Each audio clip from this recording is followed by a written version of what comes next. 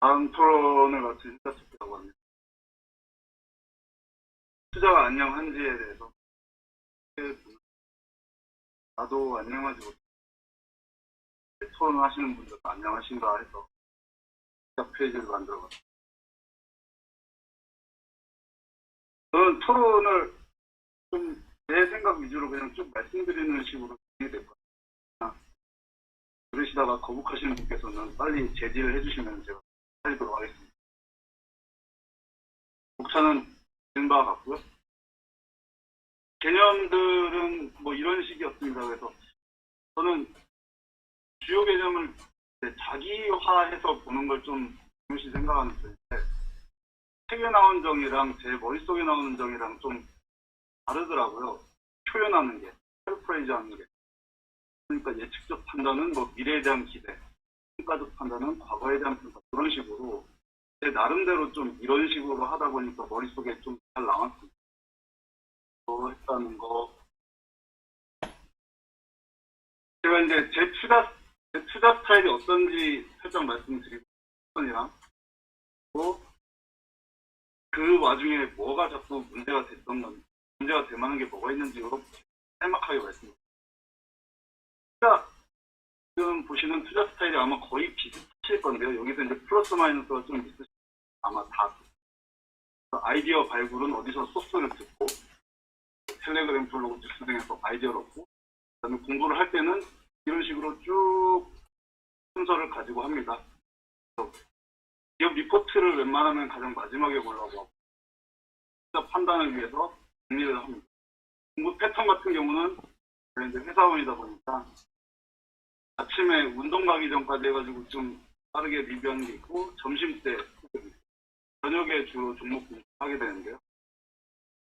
그러다 보니까 이제 단계에서 어떤 패턴, 어떤 이제 제가 일부러 오류라고 썼습니다. 이제 편향이랑 잡음이 같이 들어가는 그런 환경이라서 알아보니까 거의 대부분 과정에 다 오류가 개입될 여지가 있어요.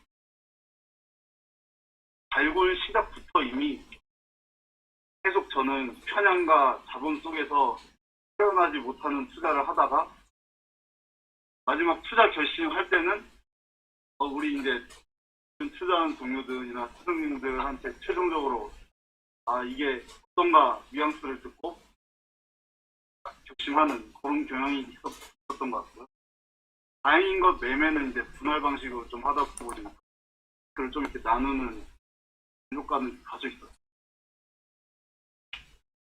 그러니까 내가 제 스스로를 막 자비판하게 되는데 온통 잡음이랑 편향 이렇게 있다는 거를 제가 특히나 2차 가공된 자료들을 좀 의지를 많이 하는 것 같고, 지속적으로 상황 잡음에 노출된 환경 속에서 판단을 시도를 하더라고요.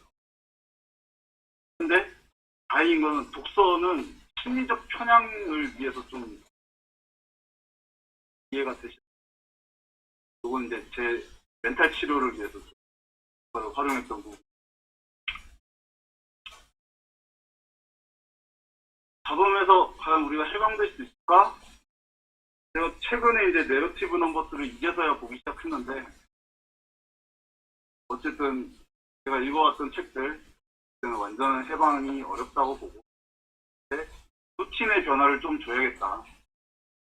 근데 저희가 단순히 그냥 생각하고 이렇게 해야지 하면은 그때 생각하면서 에너지도 쓰이고 균일한 판단이 안 나올 가능성이 굉장히 높다고 보고, 루틴화하는데 어떻게 하냐면은 단계적으로 개선하고 독립적 판단하고 다수결이랑 비교한다. 이게 되게 원칙적으로 그냥 들리실 수 있겠지만, 앞서서 이렇게 공부하는 패턴에 실제로 이거를 적용해 본다고 하면은 일단 개선 자체를 그냥 나 내일부터 다시 이렇게 새롭게 시작해야지가 아니라 지금 하는 거에서부터 바꾸기 시작하는 겁니다. 그래야 이제 변화를 측정할 수 있고, 그리고 독립적 판단이라고 하는 게 주변 사람들의 의견 말고 내 의견을 수입하는 거, 적으로 연습해야겠다. 그리고 나서 다수 의견들이랑 비교했다. 그래서 저 같은 경우는 이제 밸류에이션을 측정하는 것도 측정하지만 어떤 기업에서 핵심 사업이 과연 어느 정도의 성장성이 있는지 이게 진짜 핵심 사업인지 산업 내에서 경쟁성이 확보한지 어쩐지를 저 혼자 판단하는 과정을 좀 갖고 있어요. 그리고 두 번째로가 시간이랑 공간을 좀 쪼개야 된다. 아까 리스크님께서도 이제 혼자 있으면서도 이제 어제, 내일, 모레, 다음 계속 자료들을 보면서 다수가 이제 판단하는 그런 효과를 누릴 수 있다고 말씀하신 것처럼 저도 그걸 하는데 특히나 상황 잡음의 영향이 적은 시 공간을 찾아가지고 그날에서 정보를 반복적으로 학습하는 그런 패턴을 가지면은 좀 도움이 되지 않을까. 그리고 또 다들 말씀해 주신 기록. 이거를 기록하는 겁니다. 짧게나마. 그러다 보면은 해방까지는 아니라도 약간 수비해지지 않을까라는 걸 생각을 해봤고요. 요거는 제가 마지막에 다시 한번 띄워드리겠습니다. 생각해볼 이야기로 나온 건데 체크리스트가 진짜 자본 개선에 효과가 있을까? 자본 노출을 확실하게 줄일 수 있는 방법이 우리가 일반적으로 생각하는 것들과 뭔가 다른 게 있을까? 또 자금을 정의하는 게 결과로만 할 수 있는 건 아닐까? 라는 생각을 해봤습니다. 마지막에 다시 한번. 어쨌든 우리 독서 토론 하면서 어쨌든 힘든 장이었는데 더 큰 이익을 볼 수 있고 가지고 있고요. 이 상황 이제 살면서 노이즈가 이제 존재함을 인식하고 뭔가 시스템 1을 활용할 때 우리는 툴을 활용하면서 컨트롤하려고 노력한다면 조금 더 나은 기회를 찾을 수 있지 않을까? 이렇게 하면 안 된다는 겁니다. 이렇게 하면 안 되고 여기에서도 이런 사람이 돼도 노력을 해야겠어요. 참고로 그 노이즈 책에서 법 관련돼서 나왔는데 우리나라에도 있습니다. 사법정책연구원에서 18년도인가 16년도에 법적 판단에 있어서 인지적 우려와 극복 방안이라고 해가지고 한창 행동경제학이 유행할 때 그쪽 연구원에서도 연구를 했어요. 근데 좀 편향에 집중된 연구가 많더라고요. 제가 앞쪽만 뜯는데 편향과 관련된 회피 전략들이 노이즈 부분에서는 조금 애매한 이 별로 좀. 또 두 번째는 정상의 계곡에서 그러니까 우리가 사후 확증적 판단하는 현업 기관들이 뭐가 있을까라고 하면은 회사 다니시는 분들 아실 거예요. 감사 담당하는 부서들이 주로 이렇게 할 겁니다. 혹시나 토론 멤버들이나 아니면 지금 보시는 분들이 그런 곳에 계시다 그러면은 스스로를 한번 되돌아보고 더 나은 판단이 뭔지 우리 조직을 위해서 더 나은 판단을 하는 게 뭔지 처벌이 문제입니다. 그런 식으로 좀 생각할 수 있습니다. 오랜만에 있는데 여기 햇빛이 이렇게 진짜 오랜만에 보니까 계좌도 이렇게 볼 날이 있었으면 하는 상황에서 마지막 화면을 넣고요. 요거는 제가 좋아하는 캐릭터들입니다. 너무 오늘 싶어서 님이 어부바 해주면은 우리 식구들이 행복한 표정으로 이렇게 누리고 있는 이런 건데 들어주셔서 감사합니다. 그리고 앞쪽으로 돌아가가지고 주제를 말씀 나누겠습니다. 체크리스트 이거 이제 편하게 말씀을 해주셨으면 좋겠습니다. 짧게 해야 되는데 체크리스트가 자본을 진짜로 개선할 수 있어요. 이게 과적합이 나오거나 아니면은 자본 개선에 미달하거나 할 가능성이 저희 수준에서 굉장히 높다고 생각이 되는데 저는 과적합으로 실패를 한 적이 있습니다. 아주 초기에 19년 초기에 엑셀로 체크리스트를 많이 만들고 필터링을 많이 했더니 과적합의 오류가 계속 나오더라고요. 그 당시에는 그게 왜 이런지도 몰랐어요. 그렇다고 우리가 어떤 규칙이 아니라 기준을 적용해서 판단하자고 하면은 훌륭한 우리한테 뭐 각자에 맞는 의미 있는 체크리스트가 나올 수 있어요. 그래서 좀 또 의도나 대상 목적성에 따라서 엄청난 차이가 있을 거예요. 과연 우리가 체크리스트로 할 수 있을지 아니면 다른 걸 고민해볼 수 있을지 자본 노출을 확실히 줄일 수 있는 방법에 대해서는 뭐 밑에 세 줄 써놨는데 혹시나 뭐 저는 그랬습니다. 종목 공부를 밤에 하는 것보다 아침에 하면 안 되나? 4시에 일어나고 또는 특히나 자금이 이제 제도 자금이 좀 들어가는 게 이제 스포츠 때 그런 것들로부터 중립적 시력을 가질 수 있는 거예요. 세 번째 이제 투자가 주는 통제감에 매몰되지 않기 위한 방법이라고 생각합니다. 이게 상당히 이제 심리적으로 투자가 주는 객관성에 좀 믿음을 가진다라는 게 제 생각이거든요. 사실은 그렇지 않은 부분들이 분명히 있는데 여기서 숫자에서 비롯되는 자본은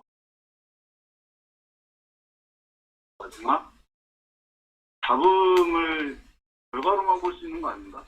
종목 분석을 예를 들어 했는데 잡음으로 인해서 투자 결심을 안 했는데 그게 저를 살렸어요. 그럼 얘는 이거 그 당시에 생각하는데 이게 잡음일까? 라는 생각을 하게 됐거든요. 의도하지 않은 판단 과정에서의 방해 요소가 방해를 안 한다라고 하는 이 주제들이 조금 그냥 제 주관적인 거고 혹시나 보시면서 의견 주시거나 아이디어 있는 꼭 모쪼록 해주시길. 제가 간단히 코멘트 드리면 체크리스트는 정말 만들기 어렵습니다. 왜냐하면 그 산업이나 그것들마다 다 달라져야 되거든요. 어떻게 다양한 산업군을 같은 체크리스트로 하겠습니까? 그래서 기본적인 체크리스트야 성장성이나 뭐 이런 것들이겠지만 그 외에 디테일한 체크리스트를 만들어내는 것 자체가 실력이라서 굉장히 쉽지 않다. 그리고 저것도 결국은 자기하고의 적성하고의 관련이 있죠. 3번 말씀드리고 싶은데 3번은 결국은 잡음이 결과론적으로 잡음이었다는 건 알게 되지만 그 과정에서 우리가 잡음으로 갈 수 있는 확률을 계산해서 투자하는 거거든요. 그러니까 잡음을 제거할 수 있는 확률. 그러니까 무슨 얘기냐면 잡음을 제거한다는 얘기는 좋은 판단을 많이 하기 위한 거잖아요. 이 책에서 보면 좋은 판단을 하기 위해서 잡음을 제거하고 편향을 제거하는 건데 그게 결국은 잡음이고 편향이었고 그런 것들이 오류였는지는 결과론적으로 나오는 건 맞지만 그런 거를 없애려는 거 과정에서 선제적으로 우리가 좋은 판단을 해야 되고 그 좋은 판단을 계속적으로 할 확률을 높여가려고 하는 과정이거든요. 그래서 정의되는 거는 결과지만 우리가 그걸로 인해서 우리가 지금 하는 행동들이 고민들이 무의미하진 않겠죠. 그래서 물론 뭐 결과론적으로 다 모든 게 뭐 수익률로 직결이 된다던가 아니면 내 투자 아이디어가 실행되냐 안 되냐로 다 증명이 되겠죠. 그런 것 같고 2번은 잘 모르겠습니다. 저도 노이즈가 많이 끼는 사람이라서 잘 모르겠습니다. 예, 다른 분 코멘트 하실 거 있으면 간단히 하시고 넘어가죠.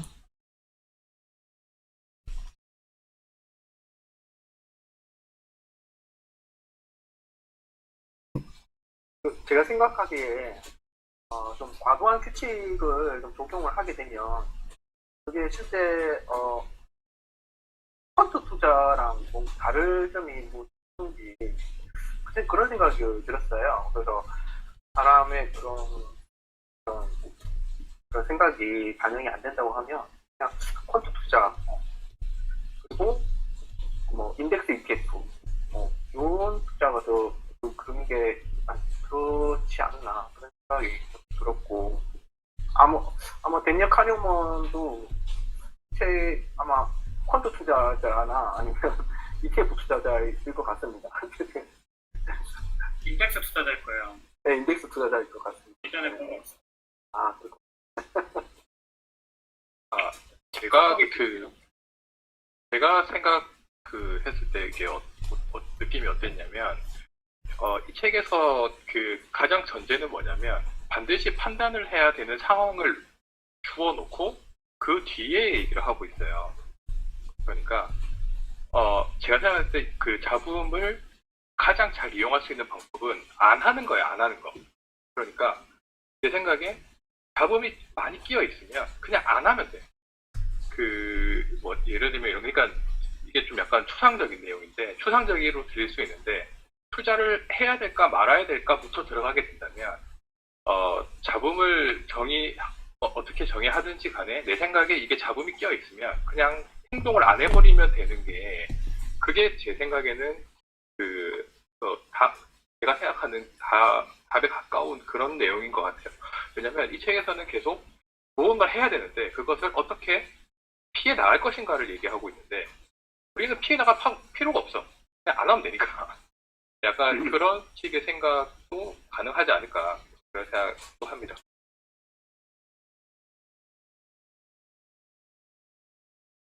저는 체크리스트에 대해서 좀 이야기할 게 갑자기 생각났는데요.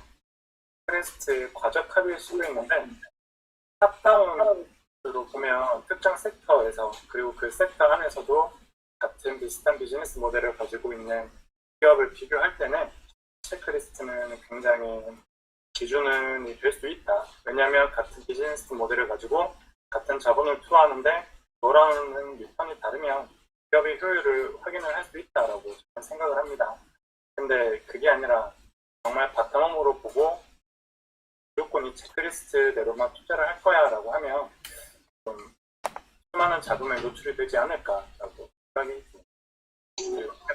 세 번째도 자본을 정의하는 건 결과로만 알 수 있는 게 아닐까라고 하는데 저도 동의를 하고요. 근데 만약에 자본으로 인해서 투자를 안 했는데 만약에 그 자본으로 주가가 올랐다, 아니면 굉장히 많은 수익을 낼 수 있었는데 이 자본, 나는 그 사실은 신호였는데 자본으로 판단을 하고 나의 판단이 틀렸다는 걸 뒤에 알았다면 그 다음번에 판단을 할 때는 이게 자본이 진짜 자본인가 한 번 더 고민할 수 있지 않을까라는 생각이 듭니다. 천막 같은 경우가 근데 좀 어려운 게,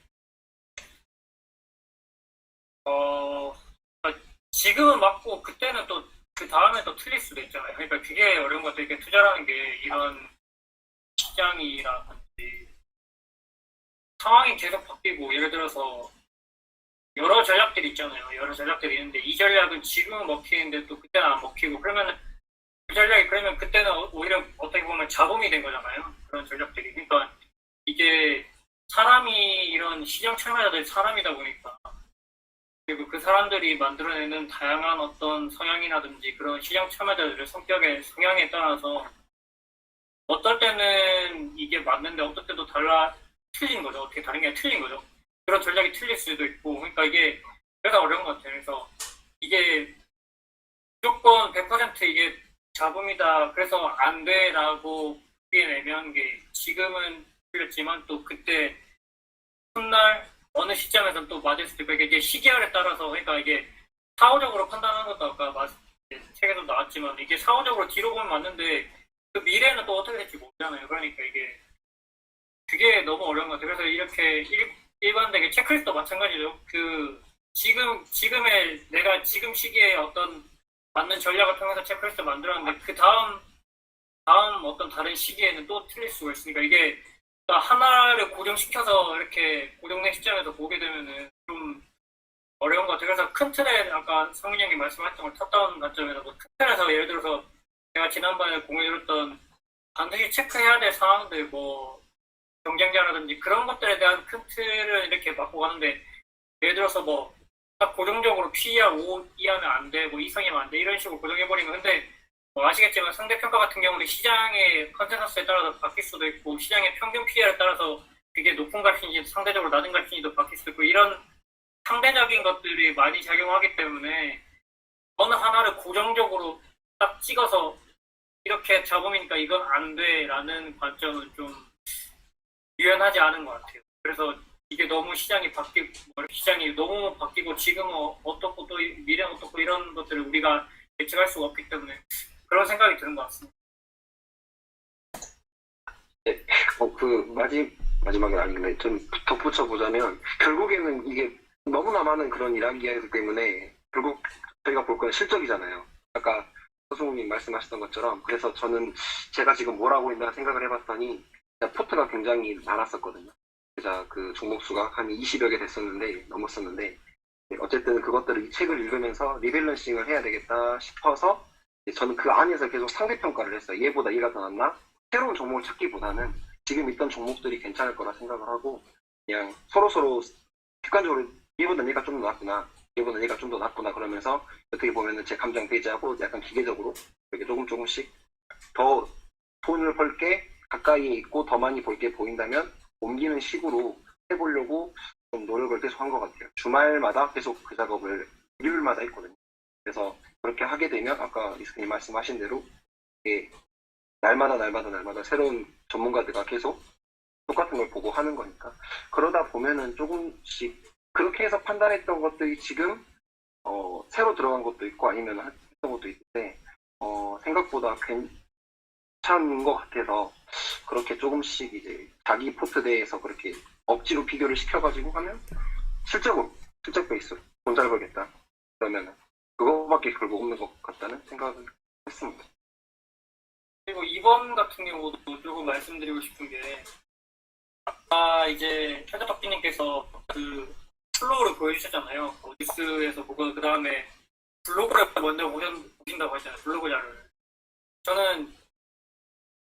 저도 예전에 블로그도 보기도 했었고 아니면은 레포트 그냥 전 시기하고 다운받아가지고 보기도 했었는데 가장 저 중에서 뉴트럴한 자료는 이제 사업보고서인 것 같아요. 그래서 이미 블로그나 레포트를 보게 되면 그 사람의 논점 자체가 그 사람의 투자 아이디어라든지 논점 자체가 내 머릿속에 박혔기 때문에 그런 거 생각하고 봐버리게 되는 것 같더라고요. 그래서 블로그는 요즘에는 잘 안 보고 그냥 사업보고서나 레포트를 위주로 보고 레포트는 이제 산업 전화 같은 경우는 산업 위주로 보거든요. 산업 레포트 위주로 보고 그다음에 사업보고서 보고 그다음에 이렇게 다른 사람들 주당 통한 거 있으면 이렇게 트래킹해가지고 보는데 이제 저 중에서 가장 뉴트럴한 자료는 아무래도 사업보고서인 것 같아요.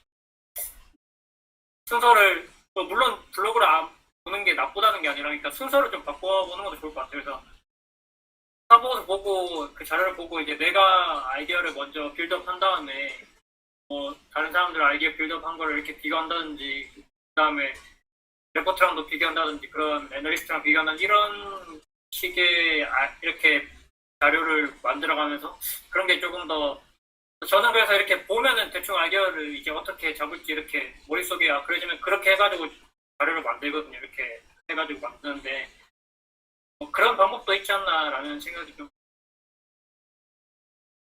사업보고서 먼저 보는 게 좋을 수도 있겠다.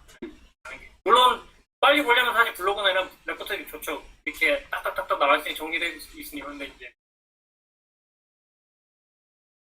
네, 말씀 감사합니다. 네, 그럼 이걸로 정리하고 다음으로 넘어가겠습니다.